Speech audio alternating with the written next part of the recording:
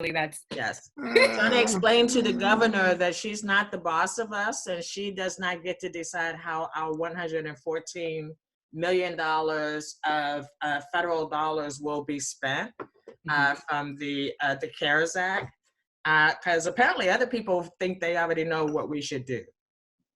But so that that was actually going to be one of my questions, is how we need to dig into that. I want that to be one of the things we talk about, because I'm very curious to get the inside scoop on how these emergency funds work, or the degree to which you know how they work and how they're allocated, and what we can do to make it better.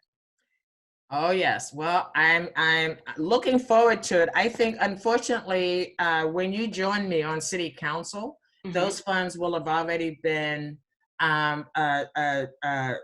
dedicated, right? Because, as you know, these funds are funds to fight COVID-19, the pandemic that we're in now.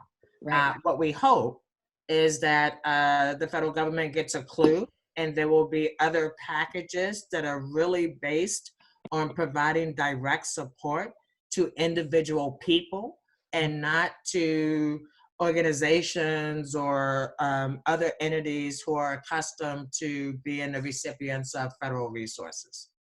Right. Yeah. Do it in a more equitable way. Yes, exactly. And you know, that's really one of the reasons why I'm supporting you and why I just can't wait to have you on the City Council. Let me just start there, if I may. Yes, take it away. You know, you and I met on the campaign trail just 2 short years ago, and what I always admired was you had a list of priority issues. It was around campaign finance reform.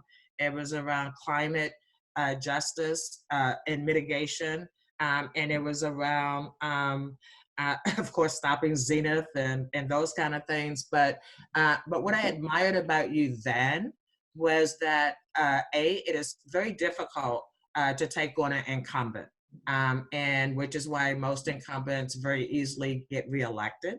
And I thought you did it with style and grace.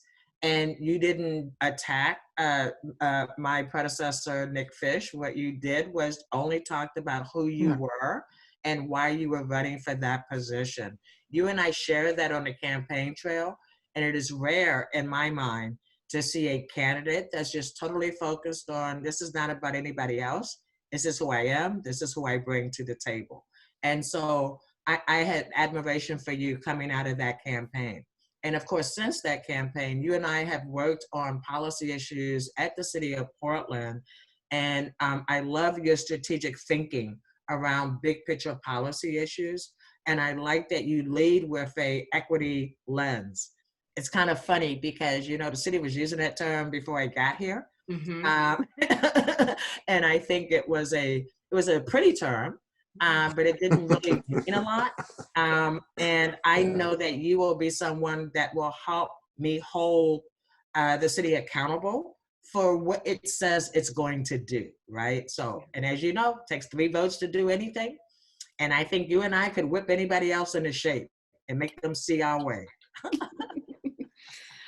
Yeah.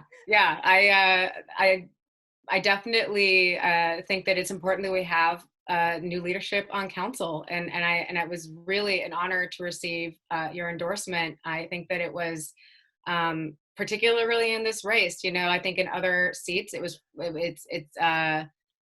although there are a lot of very competitive elections at the city council right now, but my seat has the most competitors, and it's an open seat. And it really means a lot to me that you were willing to stick your neck out and say, you know, I have strong feelings about who the right person is for this job. And I'm going to say it because I know a lot of people who have strong feelings on the right person for the job. They don't want to say that publicly right now, which I get. People want to be friends. They want to work with each other. And that's so frustrating. You can be friends and you can work together, but you can also say who you believe in, right? Yes. And I think that's really, I really appreciate that about you as well. Well, you're very welcome. And let me just say that one of the reasons that is so is, quite frankly, I know that I can use my limited influence very well at the City of Portland, right? That's where I am. And so if you notice when I did the endorsement, I should also mention for folks who may not know, is that my endorsement process was a public process. I put a committee in place that represented diverse community perspectives and view. And then and they interviewed everybody. People did questionnaires. We had conversations about the pros and cons of the people that they recommended. Ultimately, the final decision was mine. But I wanted to do a process that was different than what normally happens when an elected official makes an endorsement. Normally, it shows up in a newspaper or somebody's website, and no one ever knows why you got there, right? Why did you make that endorsement? Why did you pick this person versus that person? And I wanted to change I just wanted to shake it up and change it in a way to encourage other communities to be involved in our political process and to have ownership in who represents them, both now and into the future. Yeah. And so, Julia, I know that we want to talk about a couple of very specific issues. And I don't know if you've had a chance to tell people your platform, what are the top issues that you're running on? Have you done that already, or you want to move into something else? Let's do that. We were kind of chit-chatting because we had the technical issues. We didn't really like officially start, and then we were really close to you arriving, and we just figured we would chit-chat until you arrived. So like we definitely, and my thought on just to lay this out for folks, I think the way to do this is I want it to be conversational. There's a lot of very friendly people on this call, and my thought on this was kick it off with just what you did right there, talking about why you've endorsed me in this race, and have this conversation. I'll talk a little bit about why I'm running, who I am, and we can just have a kind of conversation. But then I also want to make sure we're opening it up to questions from either the folks on the call or folks who sent in their questions. And Michael, if you want to, Michael, my campaign manager, wave, there we go. Everyone. He'll be the one who brings up the questions from that were sent in earlier. So anytime you want to kind of like, break up the conversation with audience questions, feel free to, this kind of like you do with your radio show, just kind of, yeah, well, and also I think a lot of us are new experts at Zoom, right? 2 months ago, I would have been like, what's Zoom, right? And now I'm on Zoom all day, every day. I will say that if as we're talking, questions come to people's mind, feel free to put it in the chat, because I'm also able to go to the chat and actually incorporate that into any questions that I might ask. But also, just feel free to raise your hand and ask the question of either of us. Right, and we did receive a few questions beforehand, so I will periodically intersperse those as well. Okay. Yeah, you can even drop them into chat. That might be, and Joanne can kind of. Oh yeah, that would be.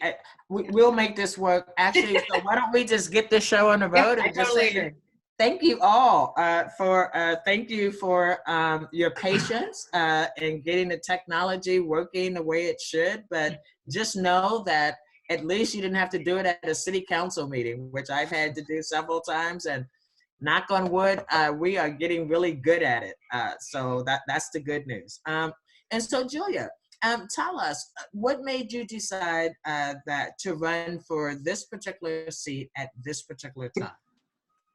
Yeah, so I, as was mentioned earlier, I ran for this seat in 2018, and I ran on a system change platform. And I do actually want to make sure, am I in speaker view, Michael? No, you're good. I see you. You look beautiful. All right. Sorry. It was like, it looked different on my screen, so I was very confused.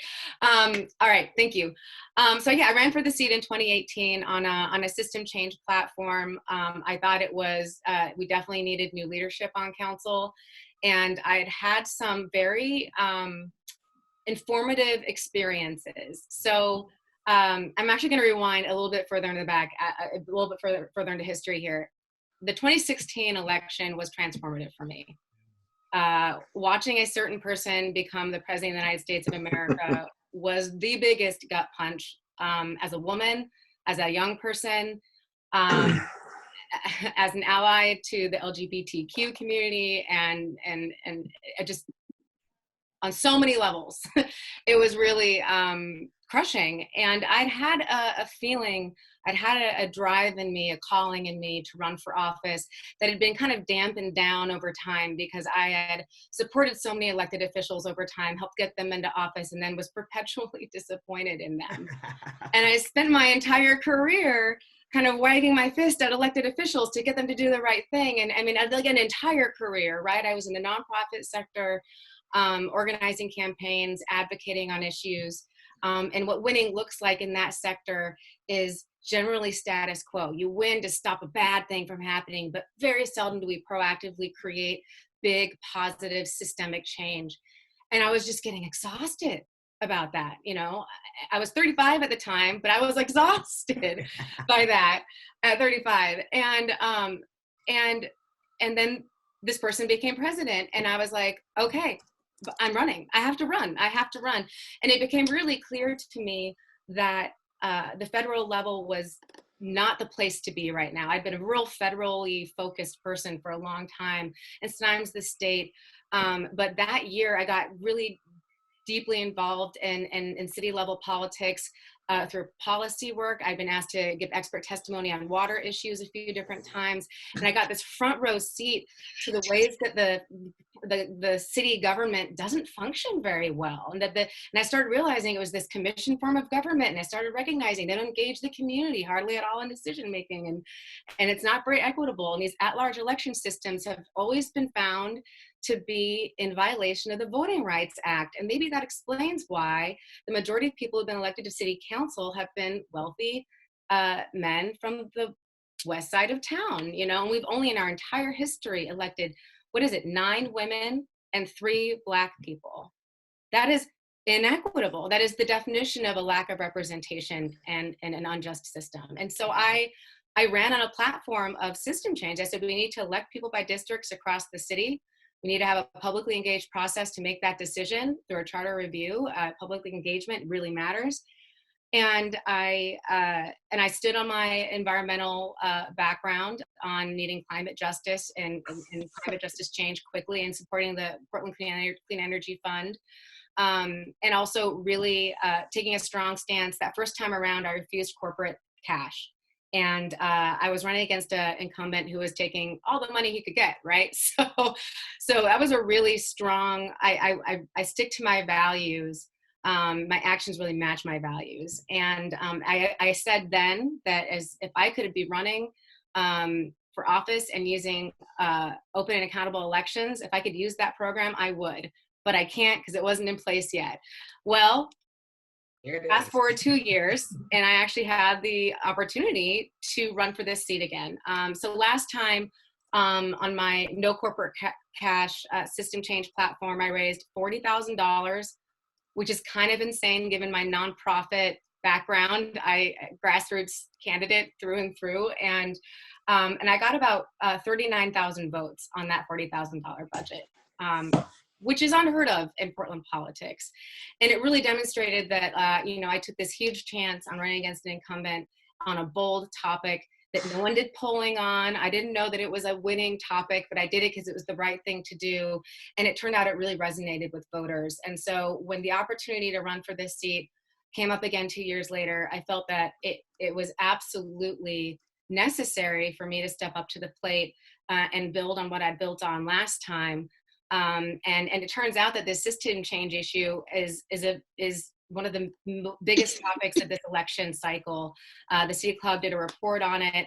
Every single major newspaper and a lot of the organizations that did endorsements asked questions about the system change, the form of government that we have. I'm not going to say I single-handedly made that like an issue, but I definitely was part of building a movement in the city that made people realize that we can't talk about addressing our biggest problems if we're not talking about creating a system that's more just and equitable and frankly functional and better at serving the people who live in the city.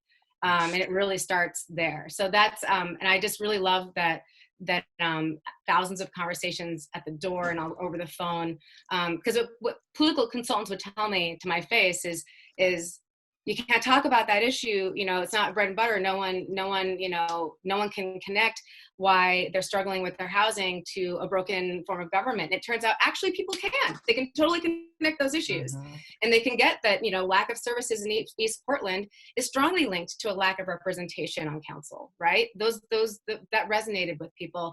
And it got me out of the box of having to make a lot of promises to people about how I'm going to come up with some magical silver bullet solution policy that's going to solve all the problems. I'm like, no, I'm going to engage our communities and impacted communities in decision-making processes to come up with solutions together that don't even exist yet, right? And I think that's where Joanne and I really see eye to eye, is that we need to work collaboratively and engage communities in decision-making in order to create better outcomes for people. And let's take that to the next step. And so I absolutely agree with you. And so let me just ask, so if you were on the city council today, can you think of one policy? And let me say, I won't even ask you because I wouldn't even put the pandemic in it, because none of us anticipated that anyone could run a campaign during a pandemic, or that we would ever be involved in a pandemic. So my hat's off to you and your team for not missing a beat in this pandemic environment that we're operating in. But of course, democracy goes on. And so here's my question. If you were on the city council right now, what would be one policy that you would be trying to get through? Again, not thinking about the pandemic, but just thinking about what is that one policy when you ran the first time, you were like, if I could just do this, this is going to make a big difference. What have you learned in the last 2 years that makes you be laser focused on a policy that will do real good for the people of Portland? Man, I kind of have a two-part answer to that question. So, and part of it is going to sound a little bit like punting, but I promise you it's not a punt. I feel really passionately about the fact that we need to change how the city operates. Yes. And you don't have to change the form of government in order to change how it functions. No, you just need to change how people behave in it, right?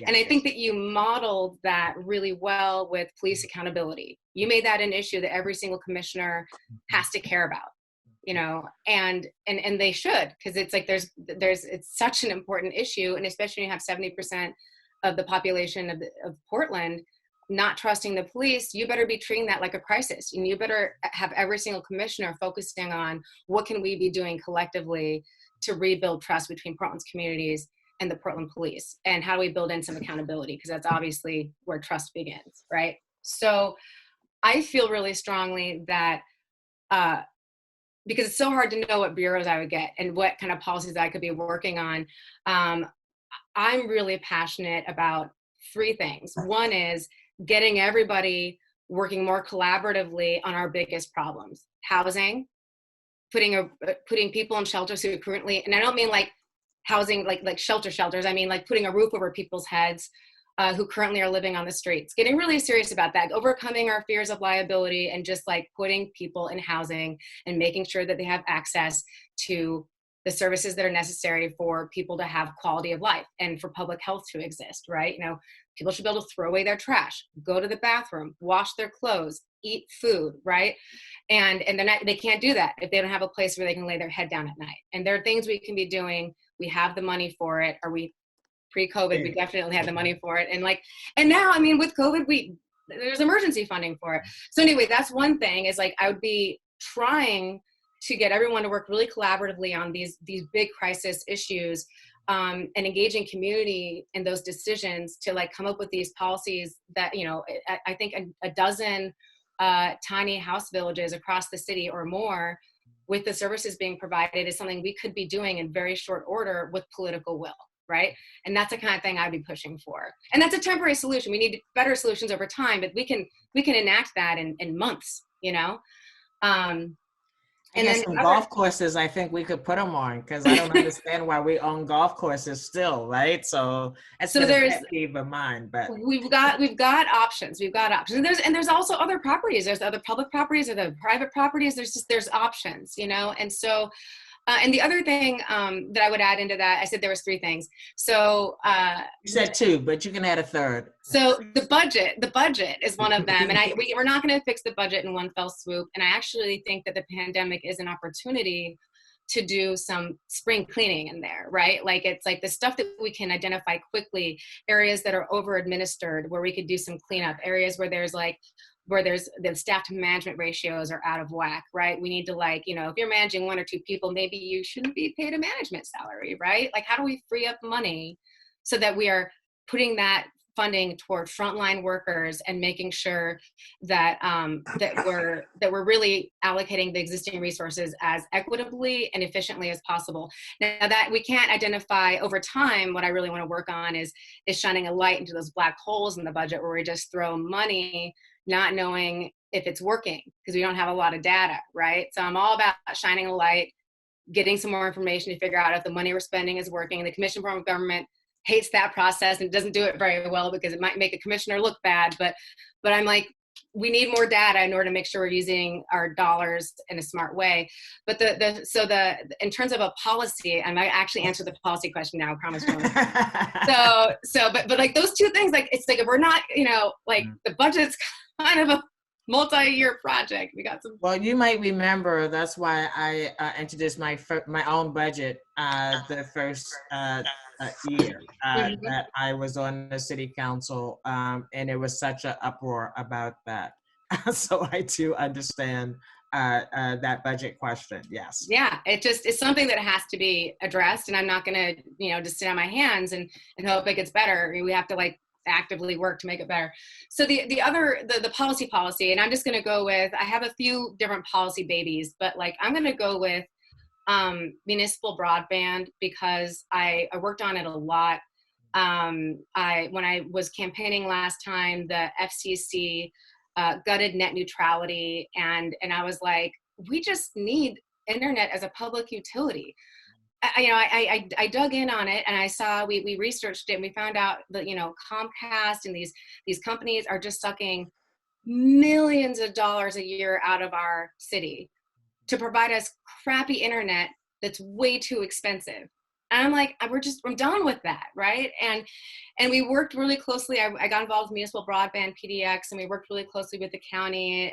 We actually tried working closely with the city, and it didn't go so great. But the county decided to take a lead on this, and there's a $250,000 feasibility study that would have been published in March, but a pandemic happened. But the pandemic has also demonstrated that access to the internet is an essential. It's essential. You know, our students cannot succeed in school without access to the internet, particularly in a pandemic.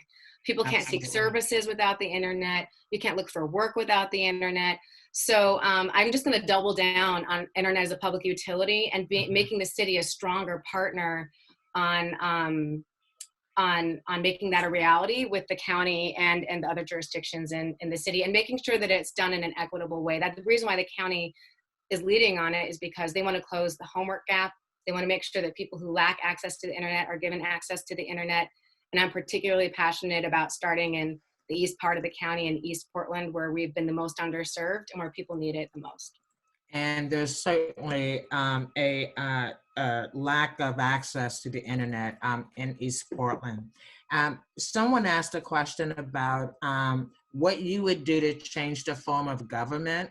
And so maybe we should explain that the city is required to have a charter review commission in place every 10 years. We are funding it currently in this budget. And in fact, questioned the mayor about his proposed budget that removed a staff person from that position, but he assured us that that it would be staffed with ongoing resources. So of course, I will hold him to that and not worried about that. But the process will be, the city council will, this year, we're mandated by December 1st to put together a 20-person charter review commission. Each sitting council member will have 5 seats that they get to appoint. 5 times 4 is 20. Yeah, I'm sorry, 4 seats. That they get to appoint to the 20-person commission that can meet for up to 2 years. And so I know that both Julia and I talked about allowing the community to decide how they want to be governed and not actually trying to dictate what form of government would or would not work in the city of Portland. So I think Julia and I will be strong partners in working with the Charter Review Commission to advocate that they talk to every corner of the city of Portland so that they are getting input, not just from City Club, but from every corner of the city of Portland as to how people want to be governed, because it is the people that get to decide how they want to be governed. Yeah, I have a little bit more of a nuanced take in terms of guidelines, because I mean, we had at least three different elections where a strong mayor system was put before the city of Portland, and voters didn't like it. So like, probably we're not going to go with a strong mayor system, right? And I think Julia, let me just say that as a city council member, it is not our job to dictate to the Charter Review Commission what form of government they should propose. It will be our job to support them having the resources so that they can go and talk to every corner of the city of Portland. I will personally not be looking for people with strong opinions about the form of government, because I want people to be open to the community dialogue and conversation, right? It would not benefit us if we had 20 people who all already knew how to fix our form of government, because that would not be a democratic process that would get us the buy-in from a much broader community base. So I just want to say, I have people keep asking me, what would you want? What do you want? And I'm very intentional about just not saying it's not my decision, right? I will govern any way people want me to govern, right? It's not my decision about how we get there. Yeah, I think that the education matters, and that people should be aware of the fact that there's so many more options than the options that the City Club has put forth. And we need to have an honest conversation about hybrid systems. We need to have an honest conversation about the research about what representation systems might work better in the city of Portland. Sightline Institute has really good research on this. I do have strong feelings that we do need to be electing people that are more representative of the city, which means having some form of districting or representation that means that the East Portland is on the map on city council. So, and I do think that the City Club was a little bit what was on point and indicating that council of 5 people is kind of small for representing a city of our population. So I feel safe saying some things about what needs to happen in terms of the council needs to be bigger, it needs to be more representative and equitable. I want there to be a community engaged process that's honest about what the options are so that we can end up with something that people want, that functions better than the existing system. I highly doubt we're going to decide that the existing system is where we want to be, and that will pass the voters. You know, like they're going to vote on this thing. The Charter Review has to refer whatever they come up with to voters, and the two most important things in that process, in my mind, are that the community is engaged and educated in that decision-making process in a very deep and powerful way, and that the city council does nothing to like try to stop this thing from passing, because that's also happened in the past where a Charter Review has attempted to make recommendations about system change and the city council has clung to its power. So I think as long as we have folks in office who are more committed to serving the people of the city and making sure they're getting what they deserve, more so than they are committed to upholding existing power structures,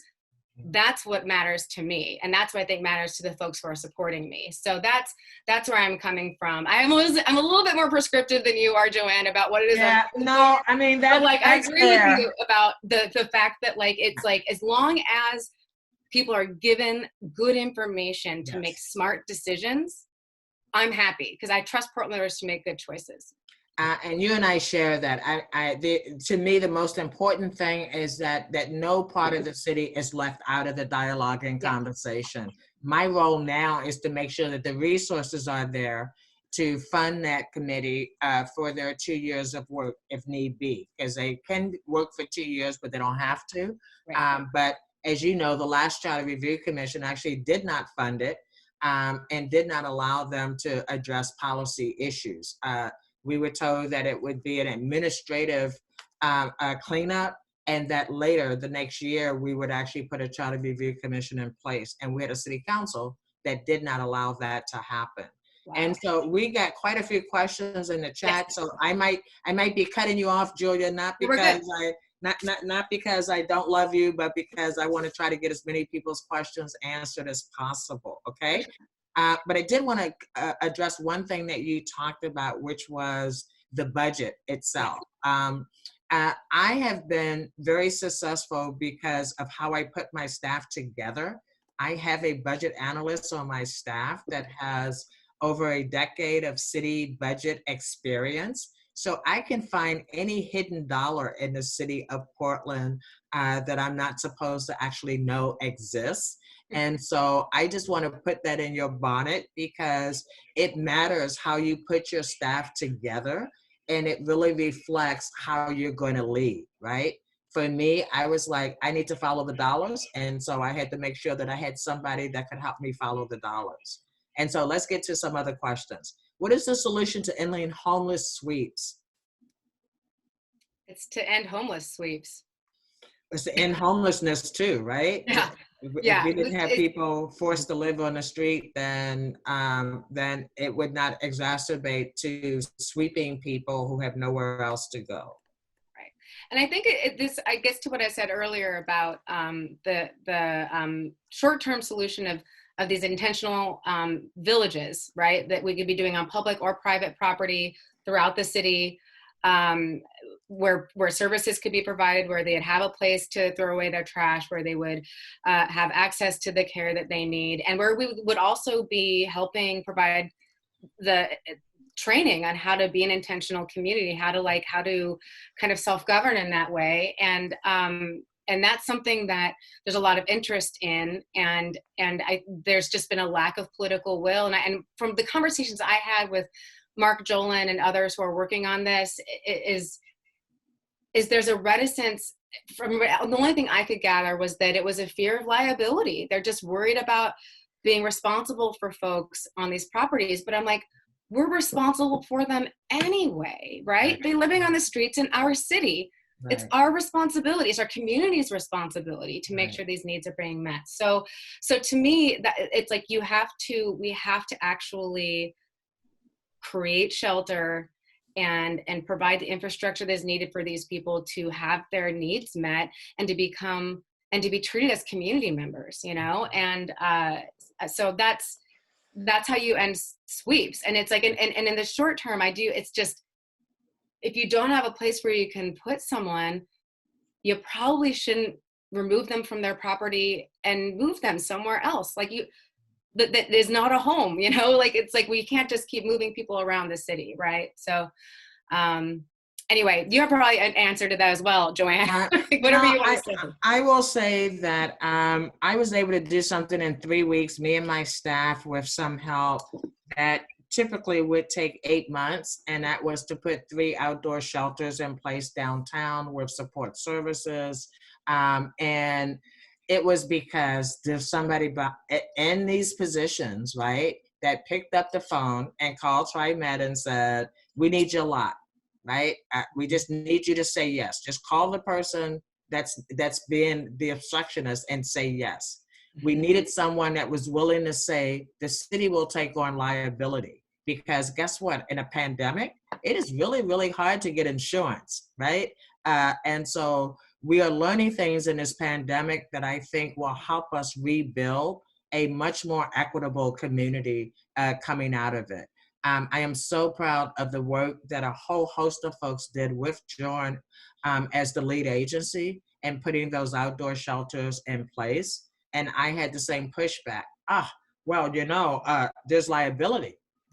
What is our liability if people are dying on our streets because we have left them with no options when they are forced to be physically distanced and nothing's open downtown, right? So it was a hard sell, but it takes people willing to say, yeah, I know what you always do, but guess what? We're in a pandemic, or guess what? We're in a crisis. Guess what? this is not that day, right? Mhm. So somebody's asked the same question twice, so I'm assuming that Kathy really wants the answer to this question, and so I'm gonna I'm gonna ask this question now. So I'm sorry, Katie asked a question about lessons learned from the neighborhood association code change. The question is, what are the lessons learned from that failed effort to change the neighborhood association code as it applies to the process of changing our form of government? Yeah, that was such an unfortunate layout I mean, the intentions were so positive about trying to create more equity in Yes. a city that has, as we all know, a deep history of um, Inequitable outcomes. yeah, well, and I was going to say racist policies, but yeah, and zoning and everything else. But and as we know, racism is structural, and inequality is a structural thing, and we want to have our systems be as equitable and fair and accessible to as many people as possible. And I'm a huge fan of geographic representation and participation in democracy. And I actually sound a little bit like a broken record when I say this, but I do believe the charter review process is a really interesting moment to revisit that and try to get it right in terms of finding ways to more to get better outcomes and supports for existing neighborhood associations, as well as create a better way of engaging with other community groups. I think we've got to do both. It's a both and something I'm also personally really interested in as far as looking at how to update the Office of Civic Life is figure out really creative ways to do more direct democracy where people don't have to go through a gatekeeping organization in order to have their voice heard. Whether that's a community organization, a neighborhood association, or a culturally specific organization, I want there to be a way for people to just directly communicate to the government about what it is they want in a way that's powerful. And Auckland, New Zealand, Iceland, there's a number of very, successful and well-off places, but have figured really great ways to do better direct democracy with their residents. And I want to explore those kinds of methods. And that's going to also, we're going to probably have to get better at internet connection in order to have that kind of direct democracy be actually equitable and accessible to everyone, which is another reason why I'm so passionate about municipal broadband. But that's kind of my feedback on that, is I feel like I want to revisit this in the charter review process. And I also know that as the Portland communities engage in a conversation about what kind of government they want, if you create city council districts or any kind of more representative form of government, that innately changes the structure and the way in which city neighborhood associations are engaged with the government. So I think that's going to kind of force the issue of doing a better job of having support systems and good standards for how neighborhood associations are supported and expected to represent their communities. That was a very long answer, but yes, go for it, Joy. It's okay, but let me just say that I would caution the assumption that district representation will make our government better. Mm-hmm. What will make our government better will be electing people who are community centered, right, and community focused, and are willing to engage with the public on a more regular and intentional way, right? And that Definitely. Our decision making is going to benefit the majority of the public. Mm-hmm. I just know too many people who live in communities that are supposedly district represented and they don't feel represented at all. Yeah. I think that I have the record for annoying my colleagues the most in my short time on the city council, because I personally said when I was running, and I've operated this way since I've been there, that no bureau is off limits, right? I have emergency first responder bureaus except for the police, but I will ask questions about anything and everything. Right. And at various times, my colleagues have been just mad at me because what they heard was me questioning their decision making rather than me questioning, why are we doing this in the first place? What are the equity goals that we have in it? Did we achieve those goals? We didn't. Why not? Right. So, I think if you're doing your job right, Julia, you'll be annoying your colleagues some, but I think in the long run, it will be because we are listening to the collective voice of our community. No, I completely agree that there's that we need people that are engaged in their community and decision making, and engaged communities in decision making processes. I do believe that we're, like I said, there's hybrid systems. There's like, you can do a combination of districting and at large. There's like a lot, and all I know is that to get to the question that was asked, the charter review and system change, to the degree that we're going to be exploring that, are really good places to have a conversation to revisit. How do we make sure that our resources are being, the way that we're supporting and engaging with the neighborhood associations as well as other community organizations is fair and equitable, and that if we're going to have geographic based representation, let's make sure that we're like helping make sure that that's as representative of those communities as possible, and not just the loudest voices within those communities, right? So I hear criticism from every angle on that, and all I know is that neighborhood associations are absolutely a part of the city and need to be part of the conversation and need to have resources to succeed, and we also need to have supports for other community groups as well, and we need to figure out how to do that in a way that's transparent and fair and equitable. And I think that the charter review process might be a second shot at that.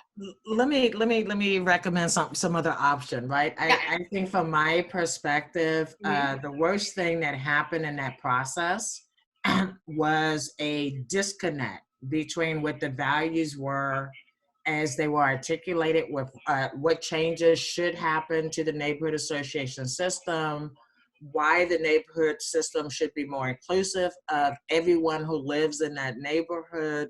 The disconnect was creating a policy proposal that pitted neighborhood associations against BIPOC communities, right? It's like the worst thing you can possibly do, no matter how, it could have been the best proposal on the planet. Yeah. But when a proposal shows up and white homeowners are saying no, no, no, no, no, and BIPOC communities are all saying, yes, we got to do it. Yes, we got to do it. I'm sitting in my office going, there's something fundamentally wrong here. So I think what was fundamentally wrong was a lack of respect for intelligent adults to be able to be in the same room and talk about what's working and what isn't working, and how do we work collectively to make. There's a question about parks. As we know, parks has a historic historic lack of resources that support operations of city parks. As of today, and to my knowledge, there's no long-term plan, even though I'm told there's one coming forward. And so the question is, every year there are threats to cuts to parks, and this year is no exception. How can council instead have a stable parks budget and increase services in those areas? I don't know if you want me to answer that specifically, or if you want to take that on, Julia. You can go for. I have a more generalized just critique of the fact that the commission form of government made it really easy to fund big shiny projects and then not find ongoing like funding for operations to keep them going, right? And it's unfortunate that it's gone so long without finding the permanent funding needed to keep these park operations going, and we really waited until it was a crisis point. So I'm with you. I'm curious to know what this permanent funding is going to look like. But yeah, fill me in, Joanne. You've got the front row seat to this. Let me just explain the city's general fund. Yeah. The city has money that comes in from sewer, from business license fees, etc. And the bulk of the city's discretionary money is the general fund. What is funded from general fund? Police, fire, 911 services, and parks. Who normally wins in a funding battle between police, fire, 911, and parks? Normally it's police, because police have mastered the art of creating fear of crime to convince people to call City Hall and demand more cops.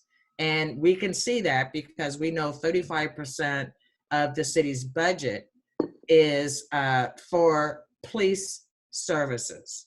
I have fire and rescue, I have the Bureau of Emergency Management, the Bureau of Emergency Communication, and I also have police fire retirement a system in my portfolio.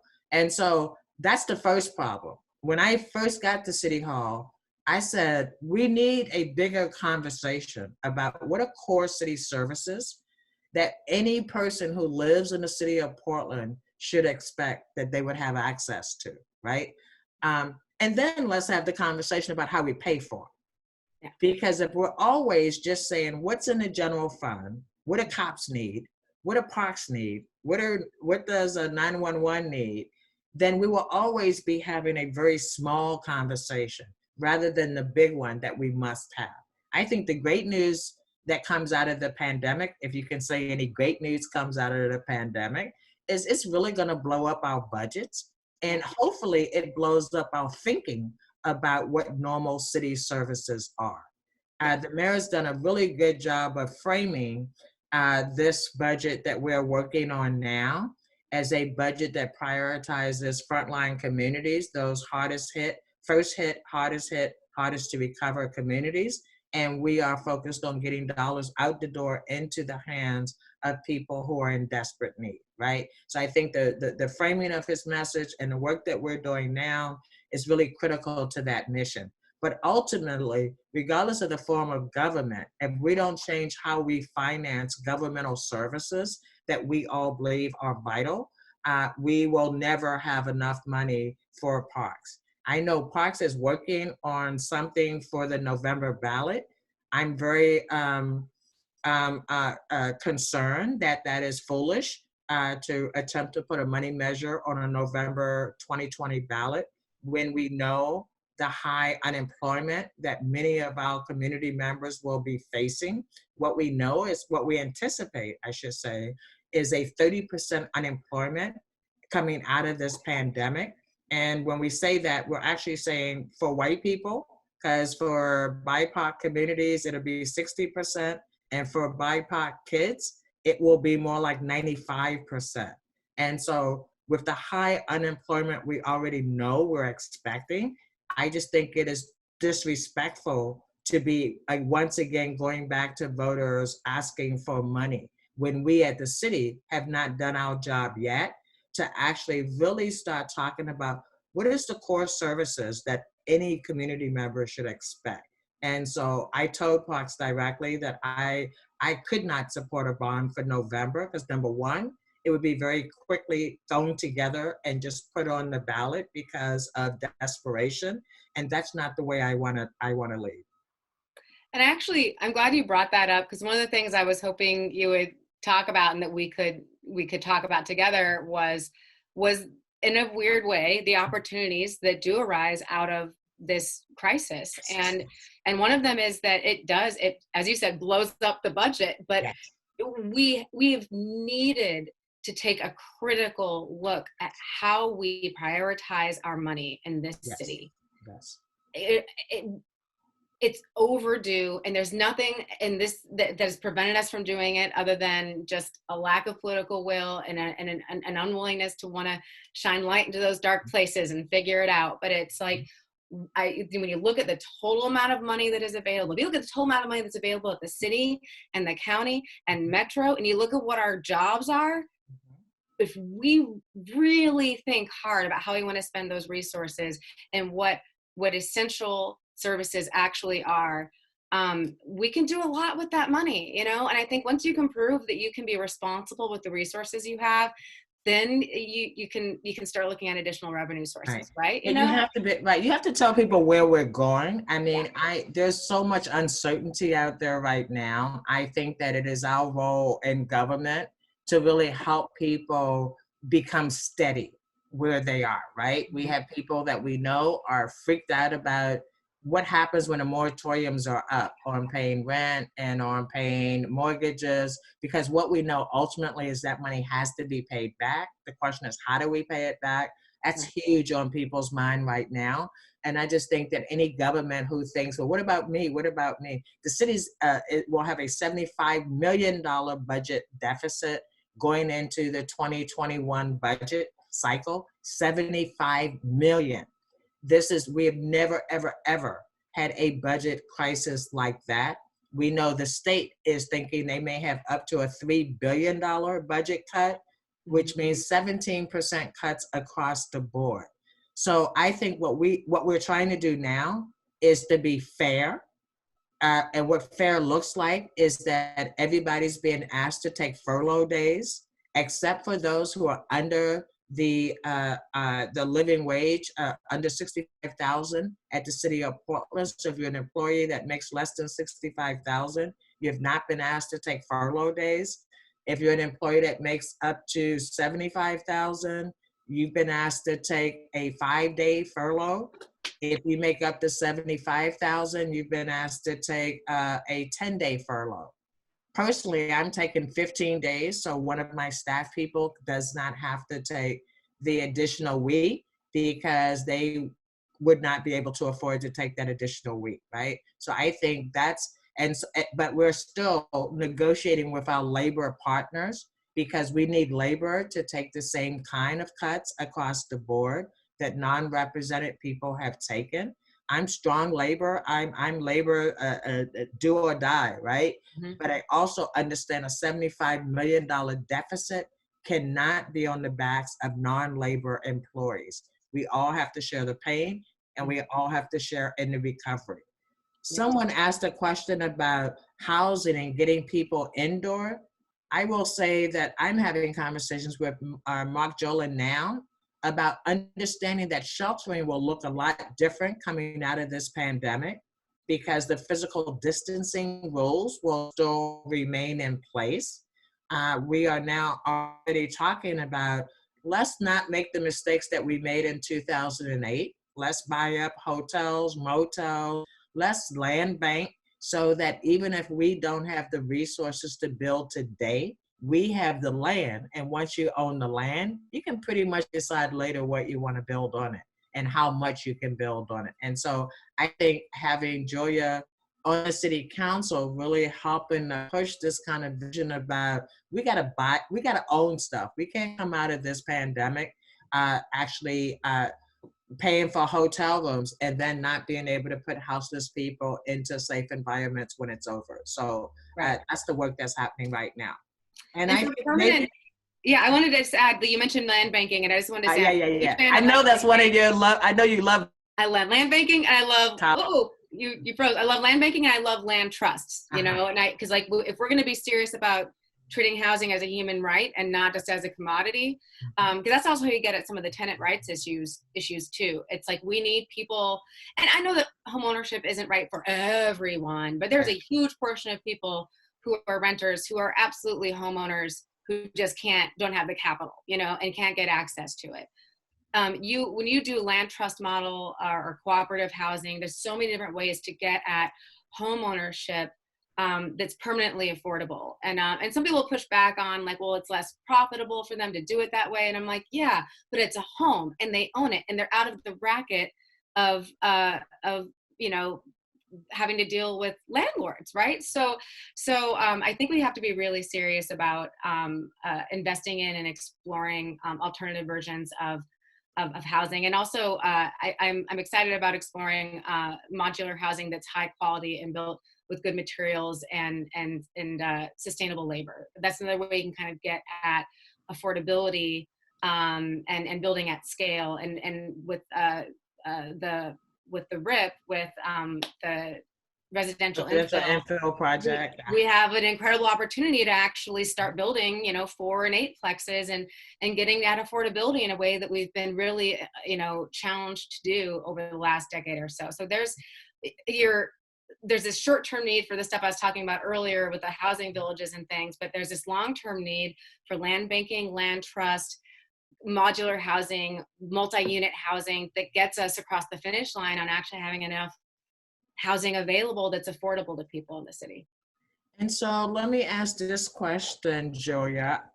Knowing that at least for the next 2 years, so your first 2 years in office will be a budget that is $75 million less than the city is accustomed to because of the decreases in gas taxes and convention revenue and all the other reasons why we're all staying at home. Um, and so there will be pressure to do new things while there's pressure to uh, uh, maintain some consistent public services. How will you weigh kind of, how will you help weigh um, what's innovative? Because as you said, I believe in crisis, all kind of opportunities present themselves. And if we're talking about creating a more equitable community, you'll be weighing status quo against innovation. And so what is your process that you would use to kind of weigh, is this the time to push? Is this the time to try to maintain? No, I'm glad you asked that question. And my answer is going to be like, this is one of those questions that's really hard to answer, not knowing any specifics, or very, like, I'm going to say no specifics or very few. But I think that this is where it's a really important time to talk about my temperament and my values. Because at the end of the day, you want somebody in office who is laser focused on getting outcomes for people. You know, the reason why I refused corporate cash was because I want to get outcomes for people. I want a political system that is accountable to the people of this city. And if you're honest about who are people, you know, we're the people of the city. We're a small business town. People are business owners.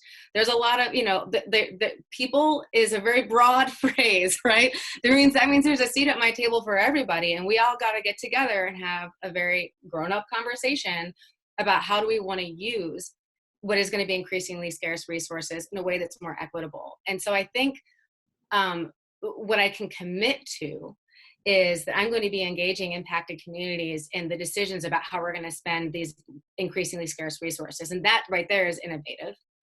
And making sure that we do everything we can to avoid unintended consequences with the decisions that we make, which, and the way you do that is by engaging people in decision making, by the way. And I also want to add to that just in terms of my disposition, I have a big heart. I'm super compassionate. I really care about people. But I'm also not somebody who reacts on or acts on my emotions. You don't want someone who's an emotional decision maker, especially in a crisis, right? You don't want someone who's acting on fear. I refuse to let fear motivate anything I do in my life. That's just, you don't want people making decisions out of a place of fear. So, and I don't feel beholden to existing power structures, you know, so I'm not going to be swayed by, you know, the old guard that is trying to cling to what might be, frankly, unjust or inequitable power, right? So it's like, so that's where I can promise you I'm going to fight to get results for the people of this city.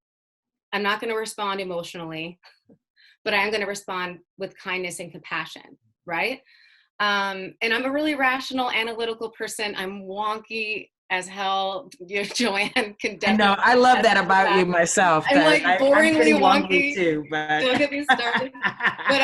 But that's, you also want that. You want the nerdy person who's going to dig into the details and who's going to pay attention and hopefully avoid those unintended consequences because I read the fine print, right? So I'm that leader, and I think that that's the kind of leader that you want. We've got people in this race who are former chiefs of staffs of past elected officials at the city. And I'm like, and they're good people with good intentions, and I like them, you know, but I really think that now is the time for a leader who deeply understands this existing system, but who isn't going to be blinded by the existing power structure because I haven't been operating in it in that like deep way. I get it, but I'm not beholden to it. And I think it's a really important moment in history to have an elected official who's in my unique place of having been very close to it, understand how it works, but don't have a sense of being beholden to the status quo system. Well, it's gonna be easier for you. I think Commissioner Udaley will tell you that being the first commissioner who came in on a people-driven campaign that wasn't funded by corporate interests, kind of created a culture shock at City Hall.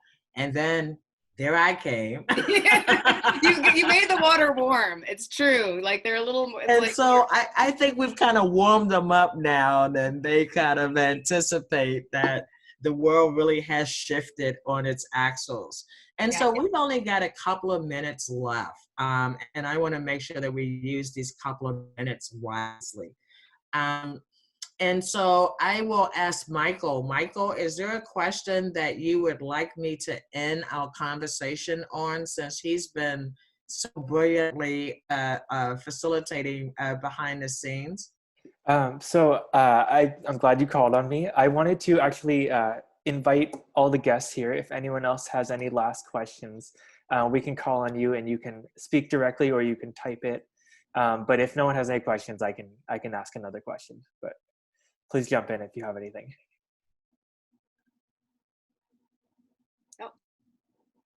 Oh yeah, we got one from David. I'm gonna unmute you right now, David.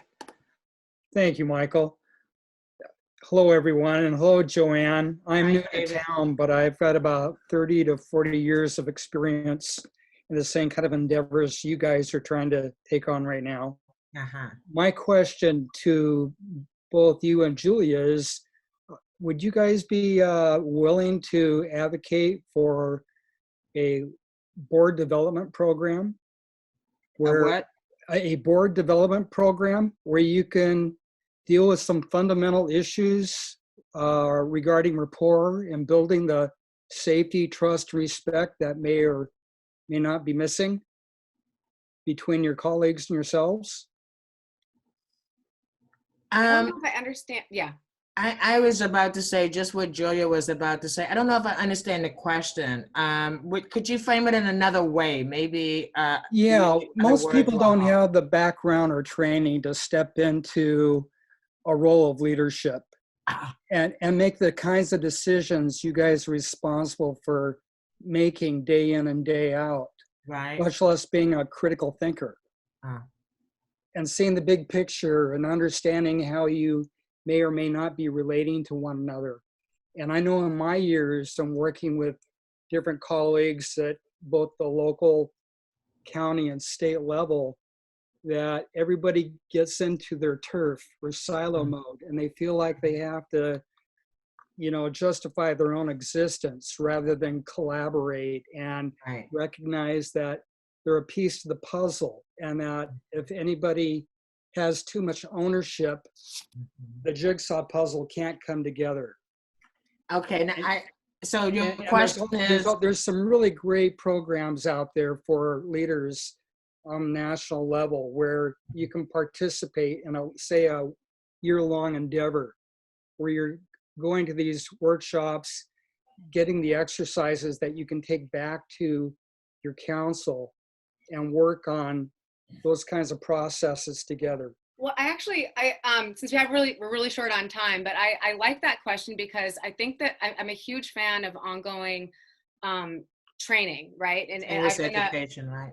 My organizing career, I've been trained in at least six different models of organizing, and I've redone certain trainings because you always learn something new, and it is really interesting. You're completely right. People just get dumped into these huge leadership roles. I mean, less than 1% of the people in the entire population are ever going to run for office, which means even less than 1% are going to actually serve. We absolutely should be doing training programs and leadership programs to help set us up to do this incredibly rare and uncommon job well, right? So I'm definitely curious and interested in participating in that kind of training, and I'm glad you brought it up. I think I would like to research where I should, but yeah, I think that's a great idea. And David, I will add to that and just simply say that I'm part of a national organization that works with progressive city officials that allows for that kind of cross-pollination and allows you to help develop kind of model legislation that then can be passed across the country. So since COVID-19, we've been meeting every Sunday and for 2 hours and just getting updates on what's happening with city council, so that when I speak about how COVID is impacting not just Portland, but how it's impacting folks across the US and across the world, I can speak to it based on getting direct information from folks on the ground in those locations. But I agree with Julia. Ongoing training is always a fabulous thing, right? And Right. everybody has a different style. Right. When I first got to City Hall, the perception is that I and Mayor Wheeler didn't get along.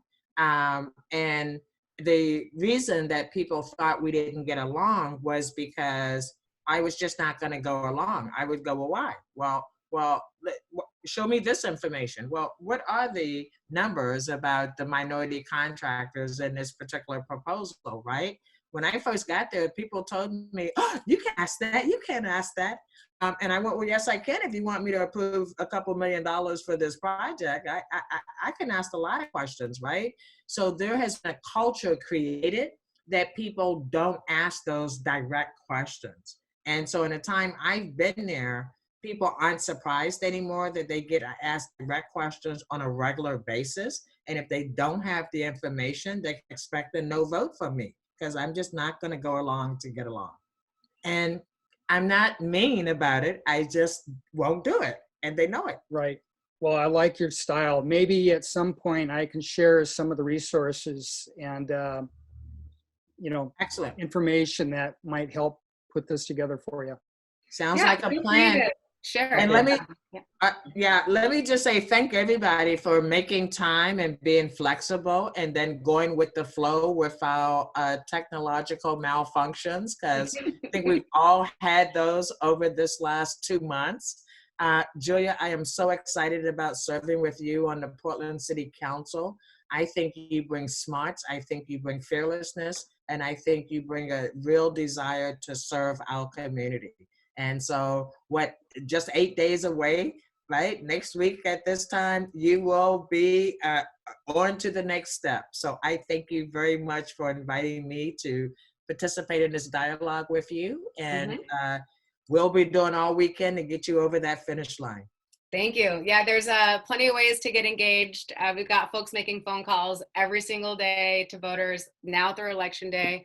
That's where it's at, is talking to folks and making sure they know who I am and why they should vote for me. And yeah, thank you so much, Joanne. It feels incredible to have your support. And you're right about the next step. The next step is a runoff election. And if I'm in the top 2, which is the plan. When you're in the top 2. When I'm in the top 2, you will all have the wonderful privilege of voting for me again in August. So it doesn't stop. All right. Thank you all. Maybe you'll get a little vacation before you have to ramp back up again. I left the country to get my little break, just so you know. Oh, yeah. Good evening, everybody. Thank you so much. Thank you. Take care. Bye-bye. Thank you. Thank you, Joanne. Thank you.